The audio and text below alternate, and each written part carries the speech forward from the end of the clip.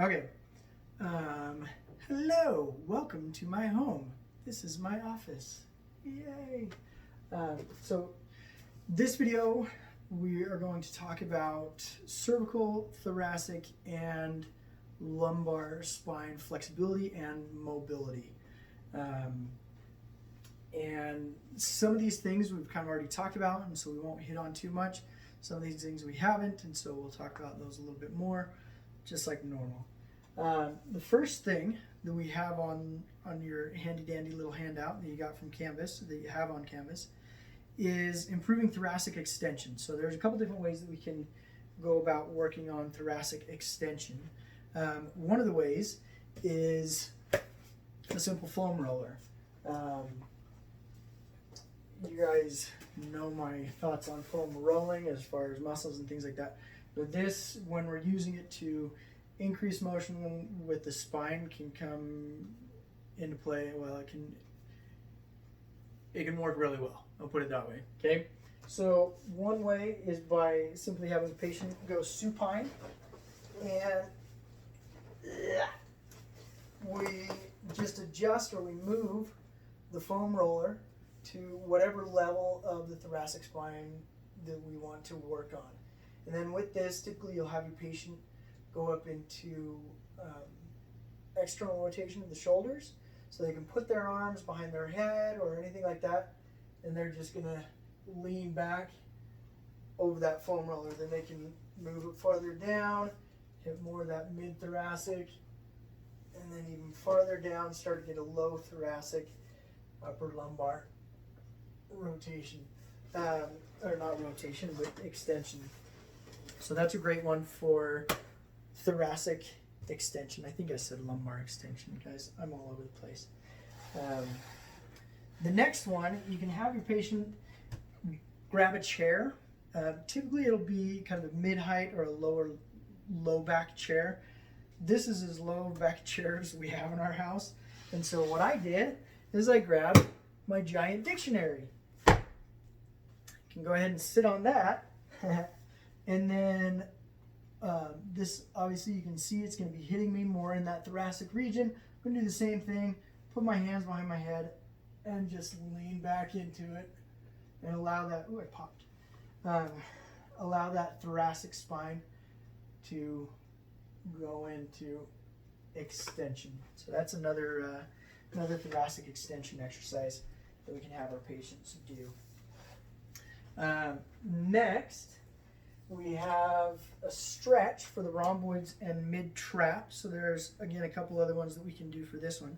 And with both of these, we want to allow or encourage protraction of the scapula to occur, because that's where the rhomboids are going to attach, right, on that thoracic spine, down and diagonal for the rhomboids towards that inferior angle, or just straight across for the mid-trap. With the first one, it's called a barrel hug. Essentially, that's what they're pretending like they're trying to do, is hug a barrel. Some people have called it a bear hug. Instead, you can call it that if you want to, but most of the time you'll hear it called a barrel hug. But essentially, you're going to act like, or want the patient to act like they're holding on to like a big 30 or 55 gallon drum, and they're really trying to reach around that and touch their fingers together as much as they can. Get them as close as they can together and really allow that back to round and that scapular protraction to occur. Another one is they can come up to a doorway and grab the handles or the doorknobs, and again allow that protraction to occur, and they're just going to lean back into that stretch. So both of those are great for rhomboid mid-trap. Thoracic rotation. This is one probably my favorite. I do thoracic rotation similar to this during my nightly routine. And well, I just love it. Anyway, so you're going to have the patient, or a couple ways you can do. Have the patient lie sideline, and then I usually tell them, just because to get them into kind of a more natural flow, so it's not jerky movements or too fast or anything, have them keep their hands together like this, and just take the top hand and roll it up and across their body. And as they come across their body, act like their hands are just kind of slowly pushing that opposite or that upper shoulder to the ground. And then they just allow it to go out. They get nice and stretched out. And then they curl it all back up. And they can do that. Again, you just have them go nice and easy. They breathe out as they go into that rotation. As they come back into more neutral position, they can breathe in and then out as they roll out. Okay, so they can do that on either side, left or right. This other ones, they can do it in a kneeling position. Now you can do it manually by grabbing them and having them kind of try and stay in a short sit or a short kneeling position like this, and then they rotate out. However, you'll probably get a lot of lumbar in with that. So what to kind of lock out that lumbar, what you can do is have them go into a child pose position, but instead of reaching all the way out, they're going to keep their arms nice and close. So once they get into this position, if we want to do some right rotation, you can have them either just put their hands like that and try and rotate either to the right or to the left. Another way that you can have them do it though is by taking, if I want to rotate to the right, I'm going to take my left hand and I'm going to come underneath and act like I'm trying to put my shoulder to the ground there. And as I do, I reach up with my right hand. Then I can do the opposite. I'll allow my right hand to come under and I'll reach up. Again, breathing out as they go into rotation and then in as they come back into a neutral position. So scaling stretch, that's one where I don't think we necessarily need to go over it too much. To stretch those scalings, remember where they run from the cervical spine down to the first and second ribs. And so as long as we can stabilize those first and second ribs, which typically if we stabilize the shoulder and the scap, because we have our clavicle that is attached there, then it will help keep those ribs down. So have them hold on to something to stabilize that side we want to stretch, and then they just do a straight side bend. And that's going to be hitting our scalings. So essentially you'd be doing that exact same thing with a manual stretch, but now we're going to be the ones that are stabilizing, or we have the patient reach down like you guys know how to do with the upper trap and levator scapula stretches. Cervical flex or upper cervical flexion stretch. So upper cervical flexion, we're talking more of, C1, C2 getting that capital flexion, but also C3, C4, kind of that upper half of the cervical spine. So with those ones, if we want to get true capital flexion stretch to stretch out our occipital muscles that perform extension, then we do a simple chin tuck and then have them try and bring their chin down to their chest, or we can have them just move that upper half of the cervical so they're not going into a full cervical spine flexion. It's just that upper portion. You can do the same thing manually like we've done before. So if you want to get cervical, you're just going to act like their head is the golf ball, and we're just putting them into that chin tuck position like we've done before. A couple of self types of cervical traction. One is a pretty nice little maneuver using just the patient using their hands. So they'll interlace their fingers like this, and then they're going to take their pinkies and they're going to place it up against their occiput.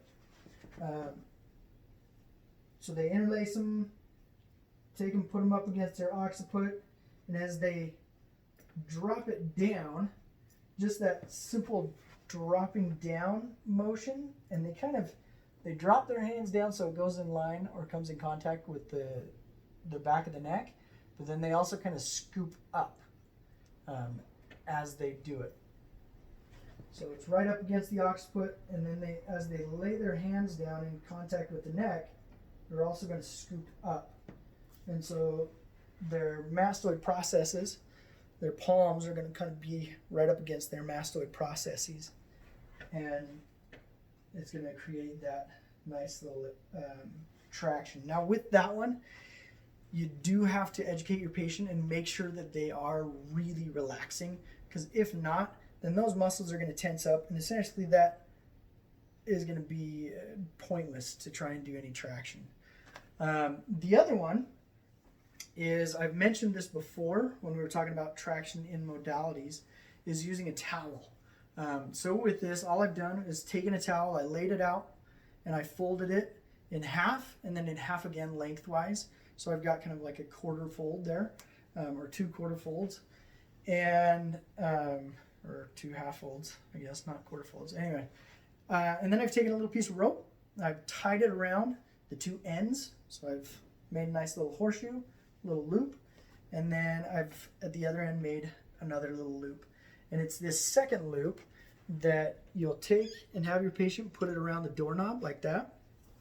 And I'll make sure that they put it on a door that they're going to be on the closing side of it, so it'll keep nice and shut, even if somebody tries to open it, but usually tell them to make sure nobody's going to open it. But I'll see if I can, in the video, if you can see this. So I'm going to put it around this doorknob here, and essentially what I'm going to do, or what you have the patient do, is put their head inside the loop. So I'll place it like this, so they look like that, okay? I'll show you kind of, hopefully, again, you can see this. So I've looped it around the doorknob. Now I'm going to lie down on the ground.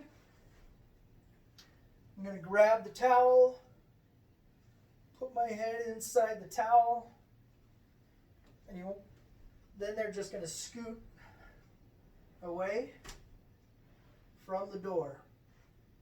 And they'll feel that traction occur.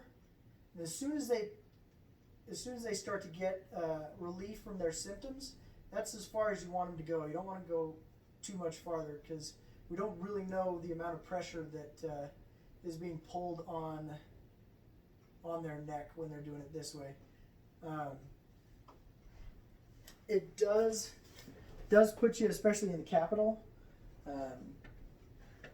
spine, it puts you into a little bit of capital extension, and even a little bit of extension throughout some of the other cervical spine. But this is one that some people aren't too huge fans of it. I don't mind it. I like it. I do it quite often, and I feel great afterwards. This is one where you do want your patient to set up a timer or something along those lines, so that they're not going more than 15 minutes. I'd say 10-15 minutes is 10 minutes is probably okay. 15 minutes, now we're pushing a little bit too far, and we definitely don't want them to go on any longer than that. It's one where if you don't set a timer, or you don't have someone that's going to come and tell you to stop, you can easily fall asleep in that position, and then we're just doing stuff that we don't want to do. So essentially what the patient does is they put their head in there, and then they scoot their body. I don't know if you could tell what I was doing in the video, but then they're going to scoot their body away from the door, and as they scoot their body away, it'll pull on their head, and that's what causes the traction. So next we're going to talk about bilateral knee to chest. So this is primarily focusing on, and we've seen this one before, this is primarily focusing on the lumbar spine. Depending on how far they get, they might get some low thoracic, but it's definitely focusing more on that lumbar spine. But essentially we're just going to have the patient go into this position, and we can do it manually or have the patient do it themselves. But we're going to grab the knees and really allow them to curve that lumbar spine into flexion. Okay. So that's bilateral knees to chest. Child's pose, and then cat and camel. So child's pose, everybody should be familiar with this one. With the patient in short sitting like this, or short kneeling, excuse me. And then they're just going to reach down. And again, allow that lumbar spine and that thoracic spine to round as much as they want it to or feels good. With this one, I'm going to jump down to the lateral trunk stretches because it says child's pose with side reach and then diagonal hip sink. Essentially what this means is they're going into that child's pose, and then let's say that we want to stretch out that right side a little bit more, or get a little bit more of an intense stretch on that right side. They go down into child's pose, and they're going to walk their hands out to the left to stretch the right side, and then the hip sink is my butt is in contact with my heels. I'm just going to allow my butt to sink off to my right side. So essentially I got the upper half of my body reaching to the left, the lower half of my body reaching to the right, and then I'm going to really stretch out that right side. So reach out, walk my hands to the left, hip sink to the right, and I really feel it on that right side. I can do the same thing on the left as well. Cat and camel, cat and cow, whichever one you want to call it. Most people are pretty familiar with this. As we go up into a spinal flexion, that's our cat, right? And then as we come down and allow that back to sway into extension, that's going to be our camel or our cow, if you will. Standing lumbar extension, I'll talk about this one a little bit with the next one because it goes right in line with it. McKenzie progression. So the McKenzie progression, McKenzie extension progression has been around for quite some time. A guy by the name of Robin McKenzie was the one that came up with it, and it was kind of by accident in all reality. He was pretty well known. He was treating, I think he was from Australia, can't remember, but anyway, he was at his office. He had a patient come in that was having some low back pain, and as the patient came in, he had to go and take a phone call or step away for a little bit. And so he told the patient, hey, just go ahead and go lie down on the table, get yourself comfortable, and I'll be right there with you. Took 5 minutes or so. May have been longer, 5-10 minutes. Anyway, he finally comes in to talk with the patient, and he sees the patient lying down on their stomach. And not that he was necessarily concerned, but he was like, oh, I expected them to be on their back. And he asked the patient, well, okay, so how are you feeling? Can you sit up for me and just let me know how you're feeling? Patient sat up, and they were like, oh my gosh, I feel great. They had a posterior disc bulge, and so it totally made sense that they would feel good, because posterior disc bulge, then we technically want to go into more of an extended position. But anyway, this happened, and then he tried it out on that patient again. Said, hey, just go back into that same position you went into last time, and let's see how it does this time, and see how you feel afterwards. Same result. Felt great. So then he started applying it to other patients, and found out that he was getting the same result with a lot of these low back patients. And so around 1950, he officially turned it into this McKenzie progression that we're going to talk about. So with the McKenzie progression, it's all about extension to address that low back pain. And the first position or the first level, if you want to call it that you have, or I guess I should say position that you have with the McKenzie progression, is simply prone. So you just have the patient, which is what McKenzie's patient did, just went right into a prone position. Okay? Now, you will or you might find that there are some patients who their pain is so bad, or the issue is so bad, that even just lying prone, there's still some extension in my lumbar spine, and that might be too much for the patient to handle. So you want to get them into a more neutral position. So you may find that you have to put them in a prone with just a pillow under their abdomen, and that will help put them into more of a posterior pelvic tilt, help them put them into a neutral spine. But typically prone is where you're going to start. And the idea behind all these McKenzie progressions is once they have, they're able to go into a new position and have their pain either completely or for the most part go away, or their symptoms I should say, then you can progress to the next position. So let's say that the patient is experiencing mild discomfort just lying prone, then we would have them, as long as they can tolerate it, we'd have them lie here until that pain or their symptoms go away, and then we could progress them to the next level, which is prone on elbows.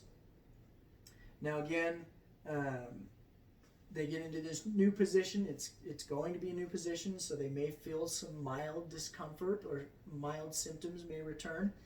But if they can tolerate it, they're going to hang out in this position until those symptoms go away. And then next, they're going to go up to prone on hands. This would be kind of the last position as far as in a prone position.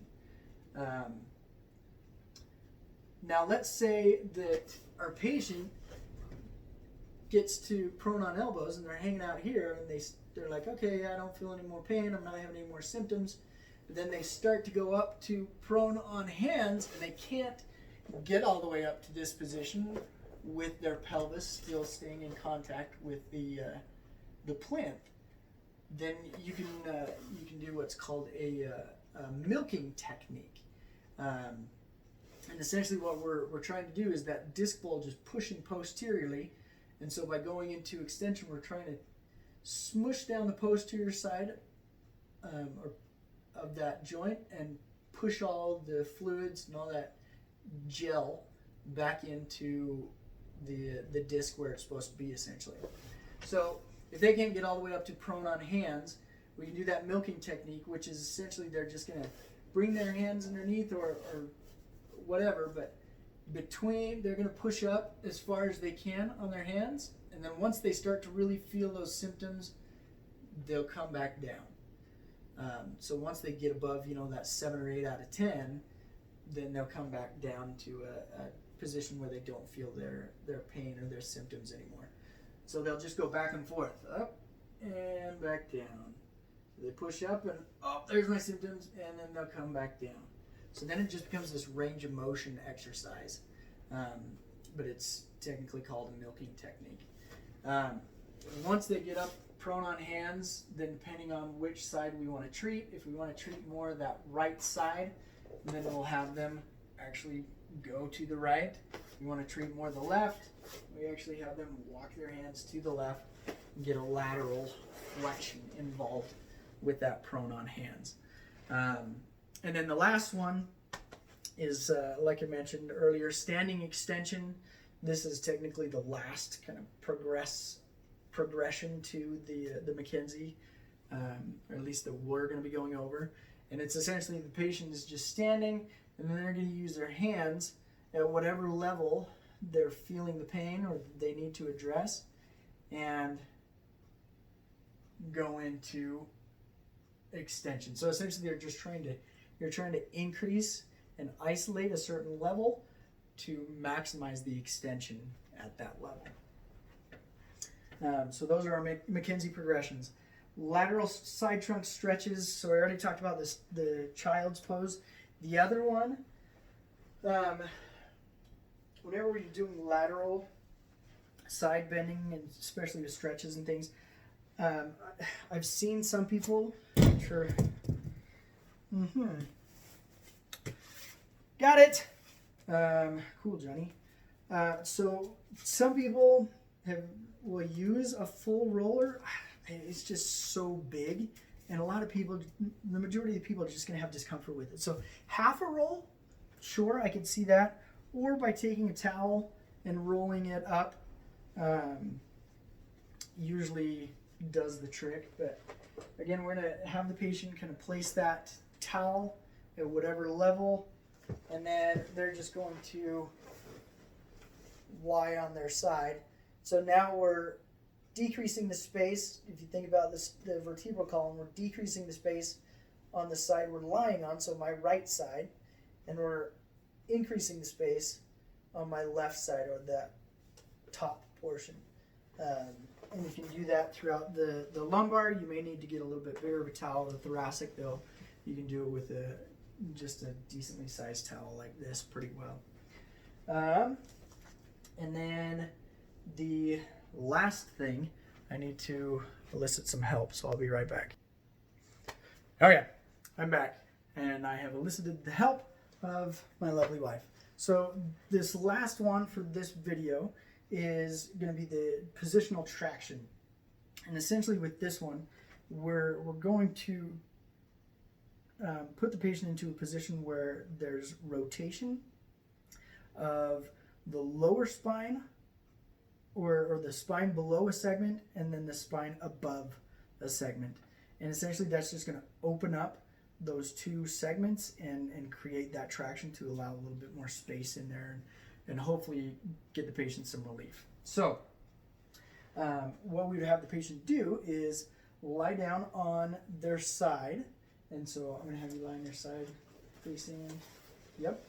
And then we would take a roll, just like we talked about with lateral side flexion, and we would put this rolled up towel at whatever or close to whatever level we need to treat. Okay, so let's say that patient's having pain here, and so we want to have them lift up. We'll put that roll underneath that level, and then that will help kind of increase that gapping and get more of that traction effect. So after that, we find that spinous process of the level that we want to treat, and then we're going to use I'm going to use my middle finger to find that spinous process of the level I'm treating, and I'm going to use my other two fingers, my pointer finger and my ring finger, and I'm going to find the level above, the spinous process above, and the spinous process below. And what this is going to do is give me some feedback so I know that I have applied enough rotation to get them into the appropriate position. Okay? So once I find those, I'm going to grab the patient's top leg. I'm going to bring them into just about as much flexion as I can get, and allow their leg to just fall off the plinth if I need to, until that lower vertebral, that spinous process kind of disappears. And then I'm going to do a quick switch, so now I can feel the upper spinous process with my pointer finger. I'm going to grab their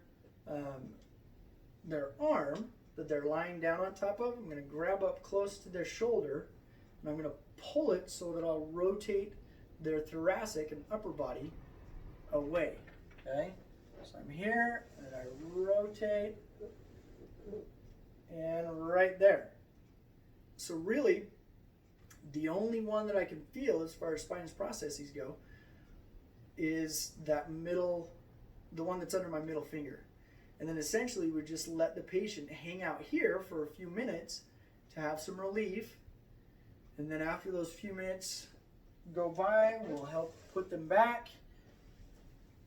We get them sitting back up, and then we can have them do some range of motion exercise to hopefully decrease any pain that they might be experiencing. Okay? And that is all. The next video